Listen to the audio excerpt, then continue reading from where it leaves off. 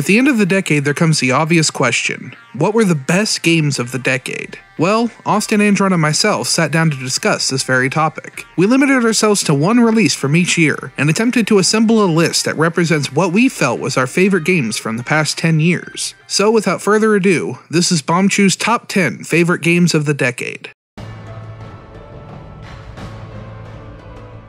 Bayonetta may have come out a whopping 10 years ago, but it sure does feel like a game that was made much more recently, especially given its recent resurgence on modern platforms. Bayonetta was well received when it first launched in 2010, but it failed to meet sales expectations, as it was a bit tough to market. But with 2 sequels funded by Nintendo and an excellent port of the Sega-published original, more people are finally getting to see what a gem Bayonetta really was. As a relatively new company, developer Platinum Games and its collection of ex-Capcom employees took what they knew from the Devil May Cry series and evolved it into something that we might even dare to say is even better. The protagonist is a sexy, wisecracking witch with a cornucopia of weapons and attacks that she can unleash, many of them involving her hair, which is also what makes up her clothing. She punishes angels with beasts summoned from hell, and she's got a case of amnesia so she can't remember her past. All of this might sound really cheesy, and in a way, it is, but it pulls it off so brilliantly and with so much style that it all ends up just being really over-the-top fun. The combat is accessible but deep and rewarding, and the rating system from Devil May Cry returns, giving you goals to strive for and rewards to earn once you beat the game. It's got an excellent sequel, and I can't wait to see what's in store with the third game.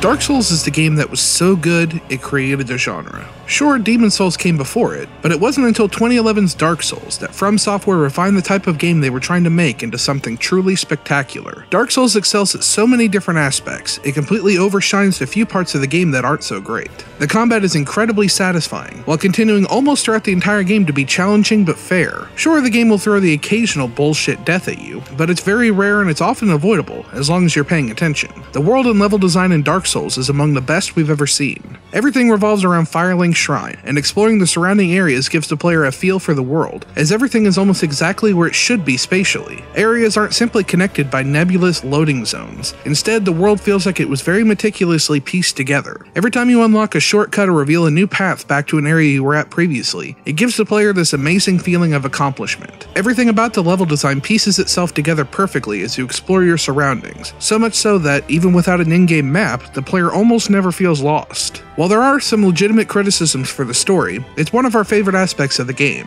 There are very few cutscenes and lines of dialogue are few and far between. However, each spoken world is filled with details and hints at the bigger story being told. Almost every single item in the game offers some bits of lore or world detail in their descriptions, and it makes the story feel like this enormous jigsaw puzzle that you're trying to piece together. Once you take the time to really dive into it, consult a lot of research done by others online, and maybe go a little bit crazy in the process, the overall picture that you manage to piece together in the end is a masterpiece. Dark Souls took the groundwork laid by Demon's Souls and improved and expanded on every aspect in the process. It's not very often that a game revolutionizes the industry and manages to pave the way for a new genre, but Dark Souls did just that, in an amazing fashion.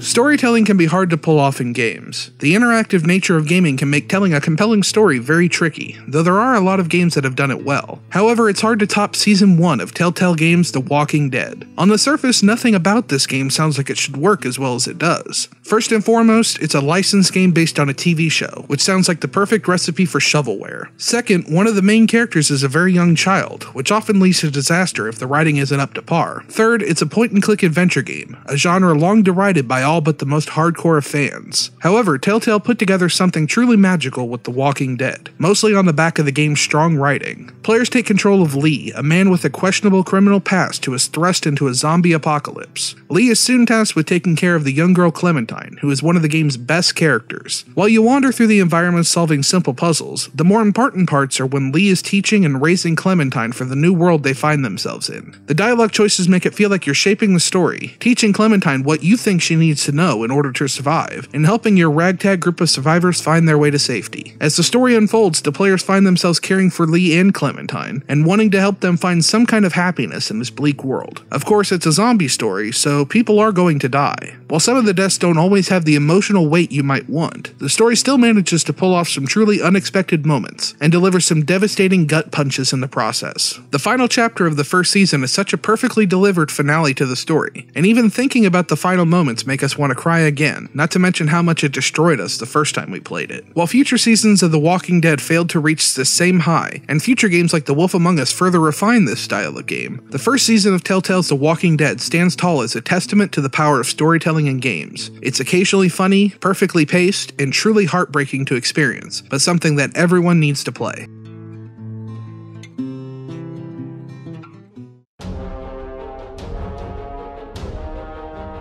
Whether it was a poorly developed game that bombed, or because of the main character's bust size increasing year over year, the Tomb Raider series has always been the target of criticism. In 2013, Eidos made the decision to reboot the series, and it was definitely the right one. Tomb Raider 2013 is a masterpiece. While it didn't have many tombs, it instead told a fierce coming-of-age story of a brave young woman. Unlike in previous titles, Lara was no longer the seasoned badass, but instead was thrust into a dangerous situation and forced to adapt or die. With this premise, for the first time in the series, we see Lara get seriously hurt and persevere, as well as brutally dispatch her attackers. The shift in tone made the game feel much more realistic, but it also added to the feeling of desperation Lara experiences throughout the story. While the follow-up game seemed to slowly remove the idea of this being her first adventure, we love this departure from the previous formula. We'd be dumb not to discuss the gameplay, of course. As you explore the jungles and mountains of Yamatai, the game presents itself like a Metroid title. You gain upgrades that allow you to unlock inaccessible areas, and the game flow works surprisingly well. Using a rope and arrow to make a zipline never felt so good, and we couldn't wait to uncover more ways to travel the world. Of all the games from 2013 we played, Tomb Raider was the one that still sticks with us 7 years later. It's a fun, narratively driven, exploration-heavy thrill ride. It's rare to change a critic's mind, but Tomb Raider 2013 not only met expectations, but it surpassed them on all accounts.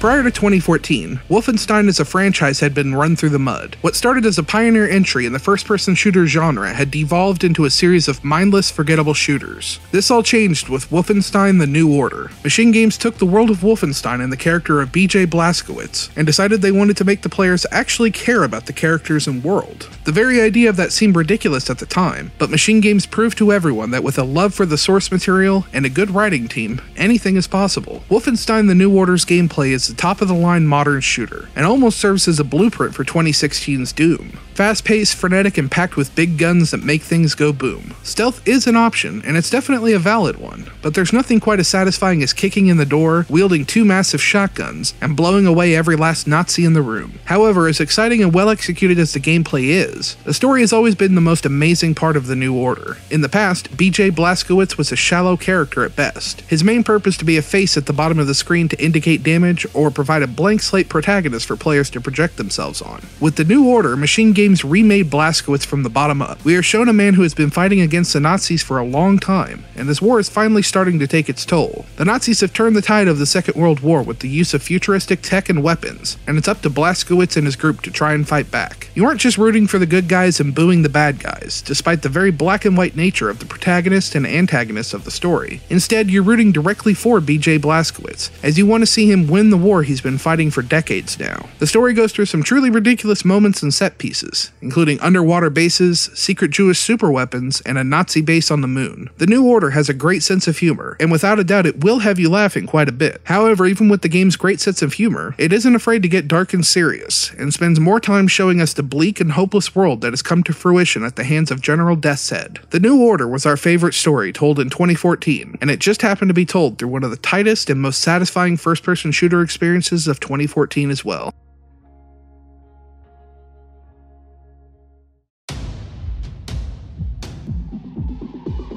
Rocket League is a game that sounds really simple on paper, but ends up being so much deeper and more complex when you actually start playing it. It's soccer with rocket cars. You can drive around, jump, and use boosters to speed up or fly, and you want to hit the ball into your opponent's goal while keeping it out of your own. We suck at Rocket League. We've played it for 400 hours, but we suck at it. But all the time, we notice we get a little bit better at blocking, a little better at anticipating where the ball will be and where the opponents will be. Rocket League is fun on the surface, but it provides an overwhelming sense of accomplishment when you start to master its harder mechanics. And if you get bored of soccer, there's hockey, basketball, and drop shot, which is kind of like a weird Rocket League themed version of Breakout. We've put a few hundred hours in, many have put in thousands of hours, but everyone starts somewhere, and 5 years later, we'd say this is still a great game to get into today.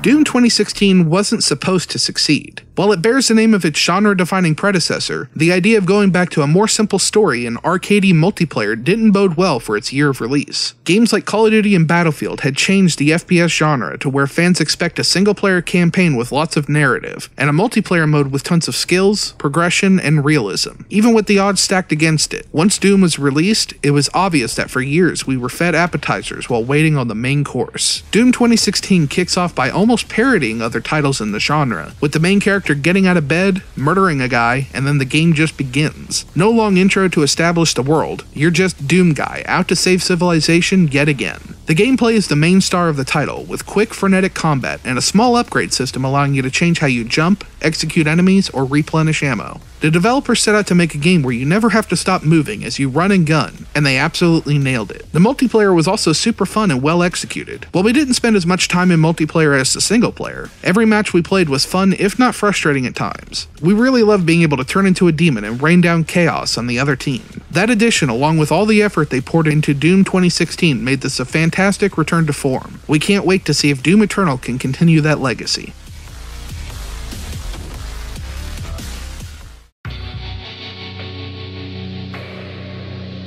We here at Bombchew are all relatively new to the Yakuza series, but when making this list, it was extremely clear that all of us knew we wanted to have one of the Yakuza games on this list. We debated back and forth, but when it came down to it, Yakuza 0 is one of the best Yakuza games of all time, and also one of the most important. In the West, Yakuza was already a bit of a niche series, but the fact that there were already 5 mainline Yakuza games and no real accessible entry point to the series, it was getting difficult to try and convince new players to try it out. Yakuza 0 serves as a prequel, making it easy to jump into for the first time. It eventually came out on PC, allowing non-PlayStation users to join in on the fun for the first time. It has enough story and side activities to do that it about doubled the average playtime for most of the previous entries, and included a full playable Majima for the first time in the main series, who was an absolute delight to delve into once we were past the shock of being shifted away from Kiryu by surprise. The business aspect was a ton of fun too. We spent a solid month exclusively playing the Cabaret Club minigame, and we absolutely loved it. The localization is incredible, and you can spend one moment soaking in the Japanese culture, the next kicking some thug's ass, and follow it up with some karaoke or a pocket car race. There's this amazing balancing act between the serious story and the absolute silliness of the side missions that keeps the game from ever getting stuck in a rut. It's a fantastic game, and if you've ever been curious about the Yakuza series, there's never been a better time to jump in.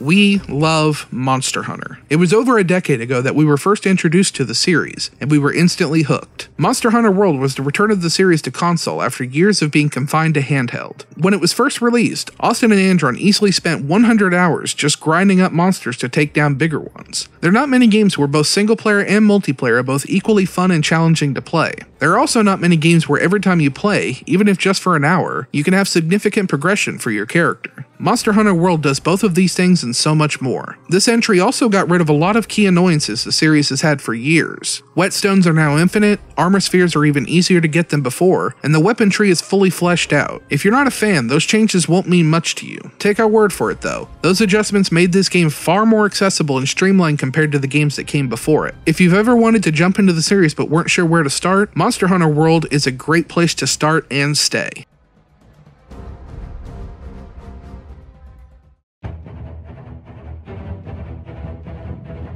If you watched our favorite games of 2019 video, you'll know why we love the RE2 remake. Here's a few quick thoughts that didn't make it into that video. The Resident Evil 2 remake could have been just a simple HD coat of paint like what Square Enix does for a good majority of their HD remakes. However, Capcom took the time to rebuild this game from the ground up and still somehow retain the horror of the original. While our memories of the original are still terrifying, The developer proved that you don't need to feel powerless or have a fixed camera angle to be scared out of your mind. Even sitting on a couple hundred handgun rounds, when we heard Mr. X's footsteps on the ceiling above us, we couldn't help but clench. Outside of the horror, the additions they made were smart and fun. One addition we really liked was that not every door needed a key to progress, but instead they gave you some doors that were chained off. This forced you to locate some bolt cutters to cut them open. While not wholly original, this added a nice realistic feeling to the game, and made a fairly big impact on how the game felt. Like we said before, this is one of the few remakes we would recommend over the original to play. It's just that damn good.